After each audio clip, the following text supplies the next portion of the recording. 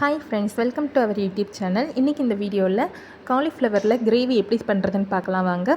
இப்போ ஒரு பாத்திரத்தில் தண்ணியை நல்லா கொதிக்க வச்சுக்கோங்க. தண்ணி நல்லா கொதிக்கட்டும். கொதித்த பிறகு இப்போ காலிஃப்ளவரை ஒரு மீடியம் சைஸில் கட் பண்ணி அதை நம்ம இந்த கொதிக்கிற தண்ணியில் சேர்த்துக்கலாம். சேர்த்துட்டு இந்த காலிஃப்ளவர் முக்கால்வாசி வேகிற வரைக்கும் நல்லா கொதிக்க வச்சு எடுத்துக்கலாம்.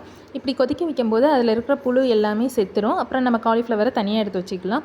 இப்போ தேங்காய் அரைச்சிடலாம். கொஞ்சம் தேங்காய், ஒரு ஸ்பூன் ஜீரகம், 2 மீடியம் சைஸ் தக்காளியை கட் பண்ணி போட்டு அதை நல்லா வலுவலுன்னு அரைச்சி எடுத்துக்கோங்க. இப்போ நம்ம ஒரு பாத்திரத்தை அடுப்பில் வச்சு அதில் கொஞ்சமாக எண்ணெய் விட்டுக்கோங்க. எண்ணெய் சூடான பிறகு அதில் கொஞ்சமாக சோம்பு சேர்த்துக்கோங்க. அப்புறம் ஒரு 4 கிராம்பு, அதுக்கு பிறகு ஒரு 2 சின்ன துண்டு சுருள் பட்டை, இது எல்லாத்தையுமே நல்லா சேர்த்துக்கோங்க. அப்புறம் ஒரு பெரிய வெங்காயத்தை சின்ன சின்னதாக கட் பண்ணி அதையும் சேர்த்துட்டு இதை நல்லா வெங்காயத்தை வதக்கி விட்டுக்கோங்க. வெங்காயம் நல்லா வதங்கட்டும். வெங்காயம் வதங்கின பிறகு நம்ம மசால் பொடி சேர்த்துடலாம். இப்போ வெங்காயம் வதங்கின பிறகு ஒரு அரை ஸ்பூன் அளவுக்கு கரம் மசாலா, அப்புறம் ஒரு 3 ஸ்பூன் அளவுக்கு குழம்பு மிளகாய் பொடி உங்கள் காரத்துக்கு ஏற்ப நீங்கள் சேர்த்துக்கோங்க. இது எல்லாத்தையுமே சேர்த்துட்டு வெங்காயத்தோடு நல்லா கலந்து விட்டுக்கோங்க. இந்த பொடி அடி பிடிச்சிடக்கூடாது.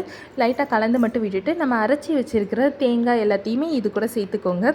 சேர்த்துட்டு மிக்ஸி கழுவின தண்ணி மட்டும் கொஞ்சமாக விட்டுக்கோங்க. கிரேவின்றதுனால நிறைய தண்ணி சேர்க்க வேண்டாம். நல்லா இதை கலந்து விட்டுட்டு தேவைப்பட்டால் கொஞ்சமாக மட்டும் தண்ணி சேர்த்துக்கோங்க.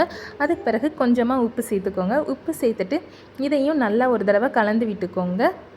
இப்போ இது நல்லா கொதிக்கட்டும். நல்லா கொதித்த பிறகு நம்ம வேக வச்சு வடிகட்டி வச்சுருக்கிற காலிஃப்ளவரை இது கூட சேர்த்துக்கலாம்.